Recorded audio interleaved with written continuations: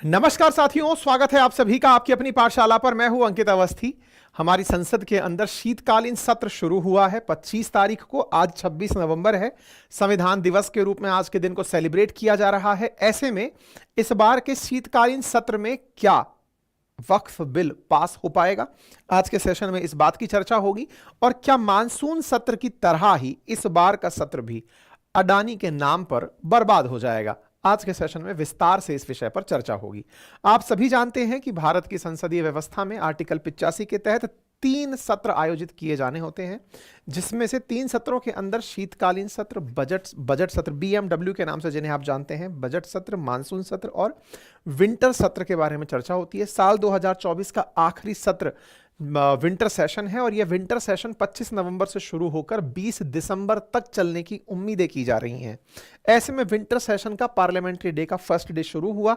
आप यहां पर कुछ तस्वीरें देख सकते हैं किस प्रकार से संसद के अंदर माननीय लोग बैठकर चर्चाएं कर रहे हैं। पार्लियामेंट के अंदर विंटर सेशन शुरू होता है और इस विंटर सेशन को शुरू होने के बाद हाउस के अंदर अडानी अडानी होना शुरू हो जाता है। साथ में यह चर्चा होती है कि इस बार 16 बिल पास होने हैं, तो उन 16 बिलों के अंदर क्या वक्फ बिल इस बार पास हो पाएगा, क्योंकि वक्फ बोर्ड को लेकर के मानसून सत्र में भी जब यह मामला आया था तो उस समय उसे जेपीसी के पास, ज्वाइंट पार्लियामेंट्री कमेटी के पास भेज दिया गया था। तो जेपीसी ने अभी तक इस वक्फ के ऊपर क्या किया है, वक्फ की क्या बातें हैं, ये सारी बातें भी मैं आज के सेशन में आपके साथ करने वाला हूं। प्रधानमंत्री का आप यहां पर ये ट्वीट देख सकते हैं, जहां पर वो अपनी तरफ से आज के सेशन के लिए बातें लिख रहे हैं, यानी कि 25 तारीख के सेशन के लिए उन्होंने बाहर आकर के अपनी तरफ से बातें भी की और कहा कि भाई ये सेशन साल का आखिरी सत्र है, इसमें देश के लिए अपेक्षाएं क्या हैं, वो सारी बातें आपने इसमें कही। जहां तक बात हो सेशंस ऑफ पार्लियामेंट की, जो जानकारी मैंने अभी हाल आपको दी वो लिखित में भी है और ये कंटेंट पूरा हमने अपने इस प्रकार के इन्फोग्राफिक्स में डालकर अपने ट्विटर हैंडल पर, जो अपनी पाठशाला के नाम से बना हुआ है वेरीफाइड अकाउंट, वहां पर भी उपलब्ध कराया हुआ है। हमारी वेबसाइट जो अपनी पाठशाला के नाम से है वहां पर भी उपलब्ध कराया हुआ है। हर दिन हम कोई ना कोई इन्फोग्राफिक आपकी जरूरत के हिसाब से जरूर साझा करते हैं, जिसमें एक ही पेज में आपको सारी वो जानकारियां मिल जाएं जो संसद सत्र से संबंधित हैं। इन्हीं सत्र के अंदर लिखी जानकारियों में आर्टिकल 85 का प्रावधान है। एक वर्ष के अंदर 3 सत्र आयोजित होते हैं, बजट सत्र, मानसून सत्र और शीतकालीन सत्र। शीतकालीन सत्र सामान्यतः नवंबर के मध्य से लेकर दिसंबर तक चलता है। यह सत्र सबसे छोटा सत्र माना जाता है और इस प्रकार से इस सत्र के अंदर चलते हुए सत्र की कुछ महत्वपूर्ण कार्रवाइयां होती हैं, जैसे सदन सत्र का आहूत होना, स्थगन होना, सत्रावसान होना, कोरम की पूर्ति होना। ये कुछ बातें हमने अपने इन्फोग्राफिक में आपको बताई हैं। पीआईबी पर डली हुई ये कटिंग है कि भारत इस बार अपना 75वीं एनिवर्सरी मना रहा है।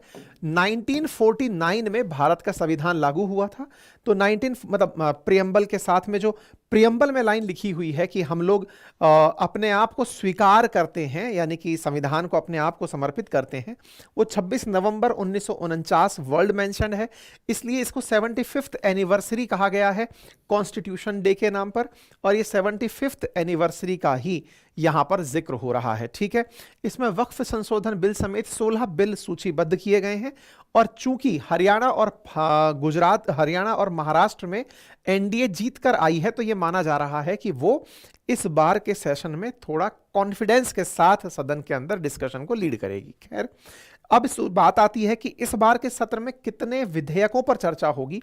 तो इन विधेयकों की पूरी लिस्ट आपके सामने है और इन लिस्ट में अगर 9वें नंबर पर आप देखें तो इसमें वक्फ अमेंडमेंट बिल 2024 भी दिखाई दे रहा है। इसके अलावा भारतीय वायुयान विधेयक, डिजास्टर मैनेजमेंट, बाकी बहुत से बिल हैं, bill of landing, carriage, goods and sea, railway amendment, banking law, है ना। इसी प्रकार से मुसलमान Waqf repeal bill, the Waqf amendment bill, oil field regulation and development amendment, boiler, राष्ट्रीय सहकारी, इस प्रकार के इसमें ये 16 बिल हैं और ये 16 बिल पीआईबी की कटिंग पर भी डले हुए हैं, आप जाकर इन्हें देख सकते हैं। यानी कि इस शीतकालीन सत्र में 16 बिलों को पास कराया जाएगा। बाय द वे, जब सत्र आयोजित होते हैं तो हमारे माननीय करते क्या हैं, तो वहां पर साहब पहले बिल के ऊपर चर्चाएं होती हैं, फिर वोटिंग होती है और जब वोटिंग के बाद में उसको पूरी तरह पास कर दिया जाता है, तो वोटिंग के थ्रू पास होने के बाद जब उसे राष्ट्रपति के पास भेजा जाता है, राष्ट्रपति भी अगर उसे अपनी मोहर लगा देते हैं कि हाँ ये बात स्वीकार है, तो वो कानून बन जाती है। तो बिल के अंदर एक तरह से ऐसे समझिए कि आपके घर परिवार में आप बैठे हैं हैं, घर के अंदर कई सदस्य हैं, आपने अपनी तरफ से कहा कि भाई इस छुट्टी में हम लोग पहाड़ पर कोई हिल स्टेशन घूमने चलेंगे, घर के सभी मेंबर्स ने इस बार इस बात पर सहमति जता दी या फिर आधे से अधिक लोगों ने सहमति जता दी, तो आपका बिल हाउस से पास हो गया। अब घर के सबसे बड़े मुखिया यानी कि आपके घर में अगर दादाजी हैं या फिर कोई घर का बड़ा है, उनके पास गए कि साहब इसके लिए थोड़े पैसे की जरूरत पड़ेगी, आपकी परमिशन हो जाए तो हम सब लोग घूम आए। राष्ट्रपति जी ने भी अलाउ कर दिया तो आपका वो कानून बन गया, यानी कि जाएंगे ही जाएंगे। कुछ इस प्रकार से सदन चलता है। संसद के अंदर 3 अंग होते हैं, लोकसभा, राज्यसभा और राष्ट्रपति। लोकसभा निम्न सदन होता है, राज्यसभा उच्च सदन होता है। इन दोनों से परमिशन मिलने के बाद राष्ट्रपति के पास भेजा जाता है। जब राष्ट्रपति परमिट कर देते हैं तो वो कानून बन जाता है। ठीक है, तो इस प्रकार से ये 16 बातें इस प्रकार सदन के सामने आएंगी और सदन के बाद में फिर ये राष्ट्रपति के पास जाएंगी। आपको यदि वक्फ के बारे में ज्यादा जानकारी चाहिए तो हमने इस पर 11 महीने पहले एक डिटेल में वीडियो बनाया हुआ है जो बहुत लोगों ने देखा है, जिसमें हमने बताया था वक्फ बोर्ड की कहानी है क्या।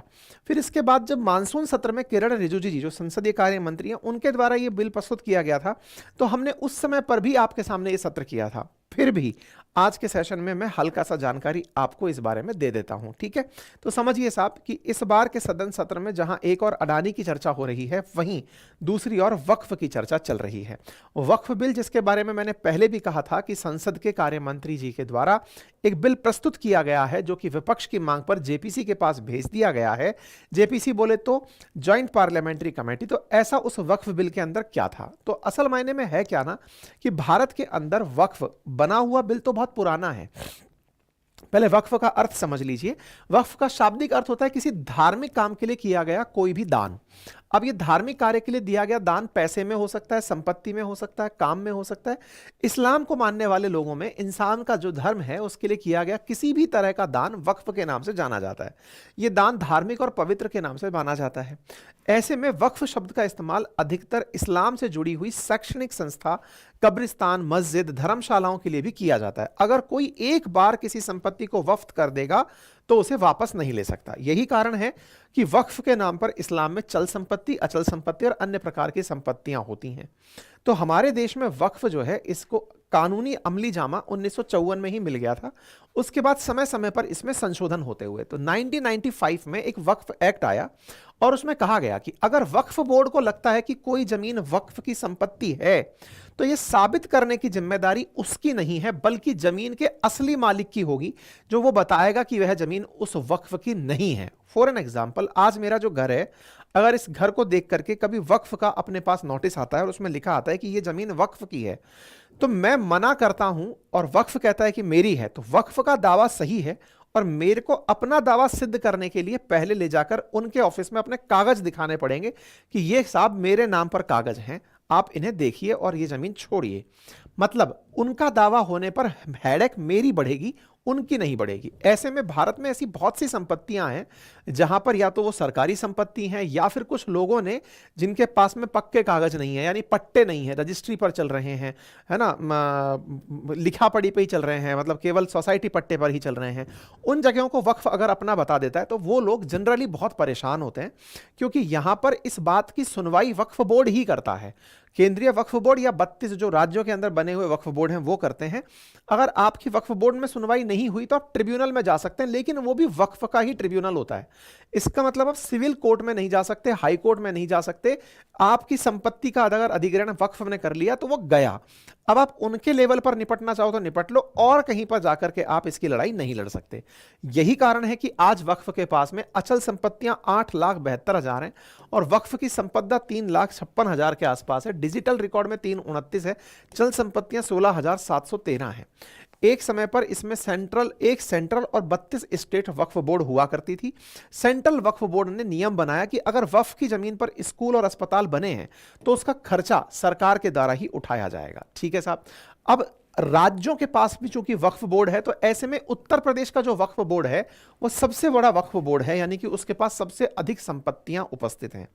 ऐतिहासिक रूप से देखा जाए तो 15 साल में इनकी संपत्तियां डबल हो गई हैं। 15 साल में डबल होने के पीछे 1999 और उसके बाद में 2009, ये दोनों बहुत बड़े वो समय है जहां पर संपत्तियों का जबरदस्त तरीके से अधिग्रहण हुआ और संपत्तियां लगातार बढ़ती चली गई। मूल रूप से पहले पूरे भारत में 52,000 संपत्तियां थी और 2009 तक 4 लाख एकड़ में फैली 3 लाख पंजीकृत वक्फ संपत्तियां थी, लेकिन ये पिछले 15 सालों में बढ़कर के 9,40,000 एकड़ में फैलकर 8,72,321 अचल संपत्तियां बन चुकी हैं और इन्हें वक्फ बोर्डों के द्वारा प्रबंधित और नियंत्रित किया जा रहा है और इनका विवरण Waqf asset management system of India के पोर्टल पर दर्ज हो रखा है। ऐसे में इस कानून की जो कमी है, जिससे कि लोगों को अपनी संपत्ति के लिए, इवन सरकार को, इवन एएसआई को, आर्कियोलॉजिकल सर्वे ऑफ इंडिया को, रेलवे को, सरकारी संपत्ति के लिए जो जगह जानी जाती है, उनको इस वक्फ के कानून से परेशानी हो रही है।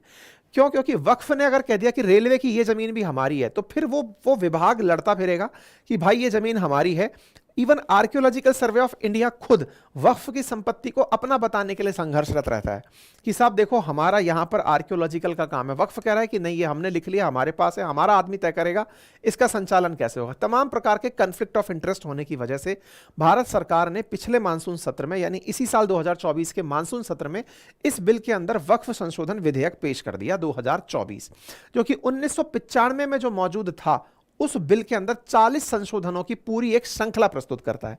साथ ही साथ जो 2013 में मूल अधिनियम में संशोधन लाकर वक्फ बोर्ड को अधिक व्यापक शक्तियां प्रदान की गई थी, जो कि वक्फ प्राधिकरण, व्यक्तिगत संपत्ति मालिक और भारतीय पुरातत्व सर्वेक्षण समेत कई राज्य संस्थाओं के बीच का विवाद का मुख्य कारण बन गई थी, उन चीजों में संशोधन प्रस्तावित करने का प्लान किया गया। इस बार के विधेयक में जो संशोधन विधेयक प्रस्तुत किया गया, उसमें अधिनियम का एक तो नाम बदला गया, वक्फ अधिनियम 1995 को बदल करके अब इसका नाम हो जाएगा एकीकृत वक्फ प्रबंधन सशक्तिकरण दक्षता विकास अधिनियम 1995। संपत्ति पंजीकरण और सत्यापन के लिए उचित सत्यापन और निरीक्षण सुनिश्चित करने के लिए वक्फ बोर्ड को अपनी संपत्तियों को जिला अधिकारियों के साथ पंजीकृत कराना आवश्यक होगा। संपत्तियों का सत्यापन कराने के लिए विवादित भूमि के अनिवार्य नए सत्यापन की आवश्यकता है, जिससे संपत्ति के स्वामित्व और प्रबंधन के लिए आसपास स्पष्टता को बढ़ावा मिल सके। कामकाज में सुधार की बात की गई है। साथ ही साथ में महिलाओं को भी इसमें शामिल करने का प्रावधान किया गया है।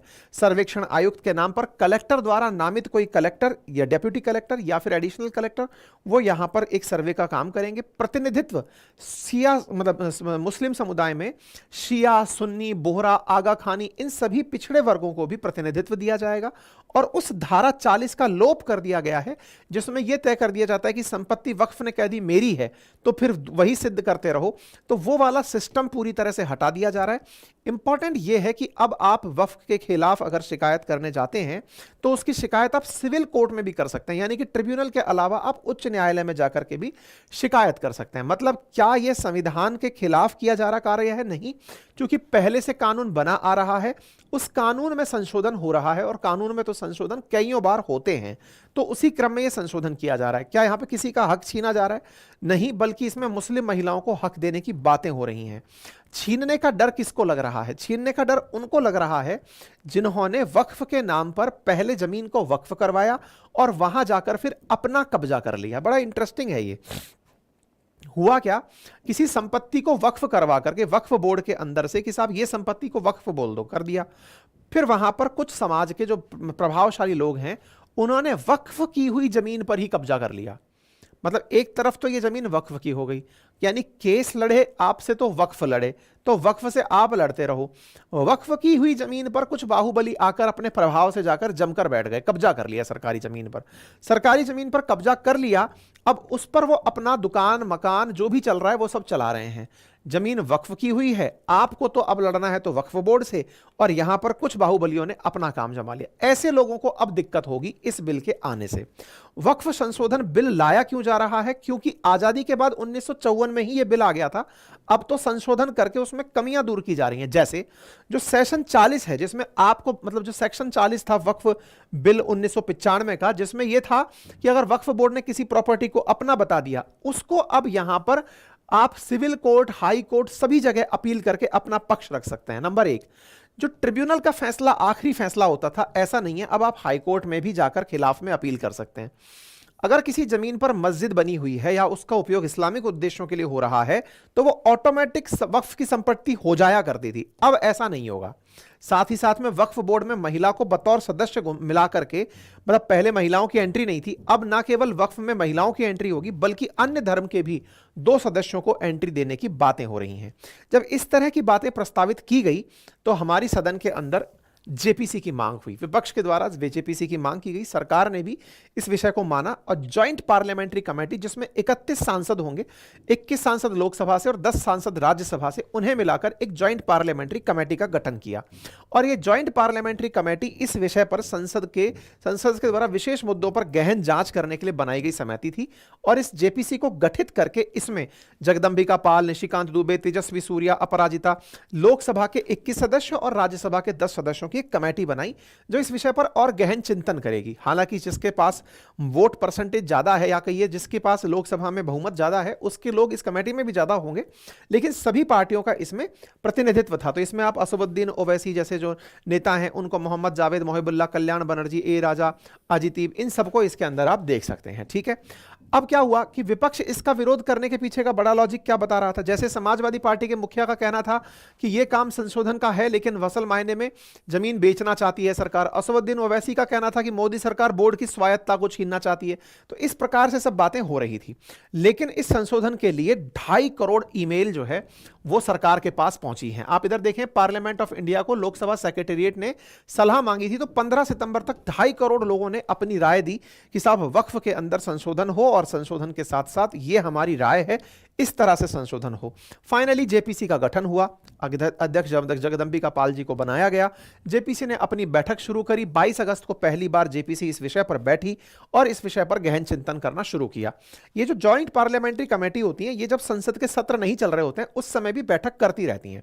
और ऐसे में आप यहां पर देख सकते हैं, पहली बैठक हुई, दूसरी बैठक हुई, तीसरी बैठक हुई, ऐसी कई बैठक होते होते कुल 22 बैठक अब तक जेपीसी के अंदर हो चुकी हैं, जिसमें सभी पार्टी के लोग अपनी अपनी बातें रख रहे हैं कि साहब ऐसा कर सकते हैं, वैसा कर सकते हैं। एएसआई को बुलाकर उसकी परेशानियां पूछी जा रही हैं, सरकारी अधिकारियों को बुलाकर उनके पक्ष सुने जा रहे हैं। यानी कुल मिलाकर के जेपीसी में जितनी भी बातें चल रही हैं, वो जेपीसी की बातें आने वाले समय के लिए क्या क्या संशोधन किए जाएं, यानी कि जेपीसी के पास जो दी गई। अब एक बड़ा सवाल है कि जेपीसी ने अगर कोई सलाह दे दी तो क्या सरकार मानने के लिए बाध्य है? नहीं, सरकार मानने के लिए बाध्य नहीं है, ये सलाहकारी है। लेकिन चूंकि जेपीसी में सरकार के खुद के लोग भी होते हैं, ऐसे में इतने सारे लोग अगर कोई सलाह देंगे और वो संशोधन योग्य है तो उसे कंसीडर किया जा सकता है। तो जेपीसी कब तक सलाह देगी? तो जेपीसी का जब गठन किया गया था तो कहा गया था कि मानसून सत्र जब शुरू होगा उसी हफ्ते के पहले, मतलब उसी हफ्ते के आखिरी दिन तक आपको वो चीज देनी है। मतलब इस वीक में, जिस समय आप और हम ये चर्चा कर रहे हैं, तो फ्राइडे तक जेपीसी को अपनी रिपोर्ट सबमिट कर देनी होगी, अकॉर्डिंग टू लास्ट जब उसको फॉर्म किया गया था तब से लेकर अब तक। इस बात में जगदंबिका पाल जी बोले भी थे कि हाँ साहब, हम लोग तैयारी करके बैठे हुए हैं और हम पूरे टाइम पर दे देंगे। लेकिन क्या करें, और जो सदस्य हैं वो इसमें और समय मांग रहे हैं कि नहीं सर, हमें समय चाहिए, वक्फ के बिल को पास करना चाहती है सरकार, लेकिन हमें इस पर डिस्कशन और करना है। तो जगदंबिका पाल जी 21 नवंबर को बोले कि हम तैयार हैं।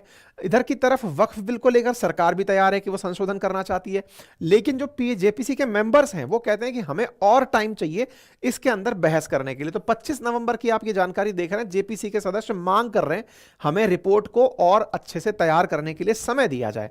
खैर, अब जो भी होगा, सरकार इसकी सलाह के बिना भी बिल पास कर सकती है, लेकिन फिर भी 22 बार मीटिंग हुई है तो कुछ तो कॉन्क्रीट निकला होगा।